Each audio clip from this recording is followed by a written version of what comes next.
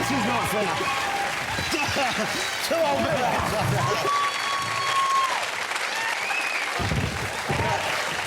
Get out. Bad boy. Sit down there. Hello, Johnston. Lineker, you've been waiting about 14 years to do that to me, haven't you? Yes. Oh, like the good old days. Think it's all over again. Well, it's good to see you. Wow. Ladies and gentlemen, doesn't Gary Lineker look fantastic? For a man in his early 60s to look as good as you... Can I say, too, how well you look for someone so unathletic? So, how's it going? You're looking for... You must be, I'm sure. Excited, thrilled about the World Cup? Oh, yeah, it's such a huge event, isn't it? Well, you know what? Even though I'm not a football fan and I make jokes about not liking football, I mean, I do sometimes watch matches, people like me, we get caught up in it as well. I think everyone gets caught up in it. I know you're a real sort of champion of it as something to be proud of as a nation. Well, it's been part of my life, and obviously played in a couple of World Cups as well, but I think everyone looks forward to... Not everyone, but most people look forward to the World Cup. It's really exciting. We'll get all excited about England's chances and then we'll probably get disappointed in the end. Well, you shouldn't even be saying that, should you? Well, we don't know, do we? Maybe this time, I don't know, this time we don't seem to be quite so euphoric about Well, I spoke to some people who know about football, and I said that kind of thing, because I've grown up, you know, not expecting us to win. And it's not just because you were captain. I mean, over the years...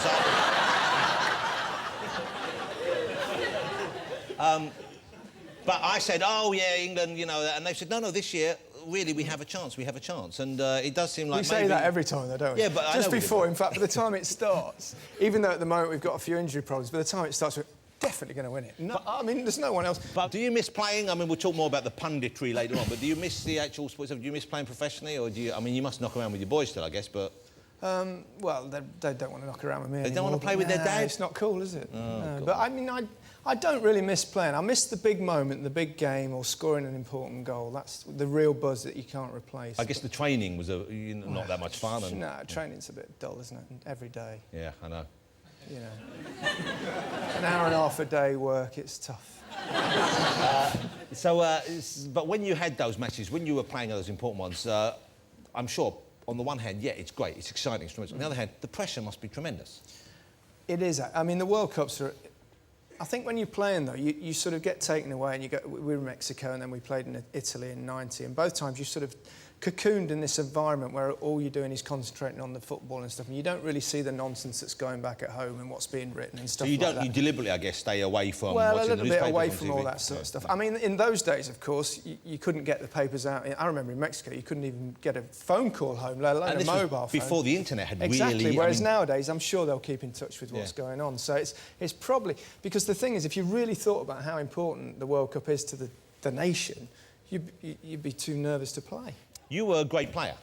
You were a great player. How would you know? I know because people have told me. And also, I've looked at clips here, you know, and over the years we used to tease, you know, we used to always pick on Gary on They Think It's All Over, but I'd seen clips and people showing stuff, and I could see, you know, you don't get to be captain of the England team without being a great player. OK, let's have a look. I'm sure you've seen it, but this is Gary doing what only he could do. I remember when you came back and you were like a national hero after... Yeah, it was... nice to see without the grey hair. It's... that kind of thing, that aspect of your life, being at the very top of your game like that, is that something that, at the time even, you're aware it only has a short period at a time? Are you sad about knowing it's going to end, or how can you prepare for that kind of inevitable end? Because it comes very early, it's very young. Well, it is, and there's a lot of life after football, so you've got to sort of think about what else you're going to do. But I don't know, I think when you're doing it, you sort of don't really think that way. You just think it's going to go on forever, which of course it's not, and you want the moment. And I mean, the thing is, World Cups don't come along very often, every 4 years, and you're lucky to play in one, let alone two, or even more. But it's, I don't know, you don't think that way, but it's sort of always... It's always at the back of your mind. Well, it's in the back of the mind. You've got a lot of life after football and what you're going to do after it. So, joking aside, our chances this time out, what are they? How good are they? I'm certainly not one of the favourites. I think it's a big ask. I think because Spain are really very good. Spain are very strong. They've got a good all-round team, good players. Won the Euros 2 years ago. Brazil are always very strong. This time, not as flamboyant as they've been in the past, but very, you know, they've got a lot of big, physical, good players. Yeah. I think then we come in a group of the countries with sort of an outside chance, but it's not beyond the realms of possibility. we need to keep our players fit. The last few championships, we've always lost one of our star players. Yeah, but this time, so far, so good. Wayne Rooney is key to it, and we've made jokes about Wayne on the show. Of course we have, because he's a big figure in the news, but he's a brilliantly gifted, talented young man, and he's a real team player as well, isn't he? But without him, if we don't have him play, then we're screwed. Would that be right? I would say our chances would diminish drastically. So imagine the pressure that's on him right now, then. Yeah, but he loves it, doesn't he? I think he thrives on that. He loves being the main man, the leader of the team. He's been superb at Manchester United this season. He's shown he can play up front on his own. I think he's given Capello so many different options, and you're absolutely right. We really need him fit and flying. You should get me on Match of the Day, because I know what I'm talking about now, obviously. What's this about this big building they've built out there? The BBC have spent money on a glass building of some sort on a mountain. What's going on there? I don't understand. What's this? Well, it's basically constructed a studio which has got the backdrop of Table Mountain on one side and the stadium on the other. It's fantastic. Exactly well, you know what? We People love a chance to beat up the BBC, and that's wrong. We have a picture of this, the glass studio here. Look, you can see it's by no means lavish. It's by no means... I don't know why they make a fuss. Why they made such a fuss about that, Gary? It's just wrong. And then you can see behind there's the Table Mountain. I don't know if we can pull it. There you go. Look at that. No expense spared. Yeah. Cutbacks. And while they're there, they'll be growing some tomatoes as well for Spring Watch.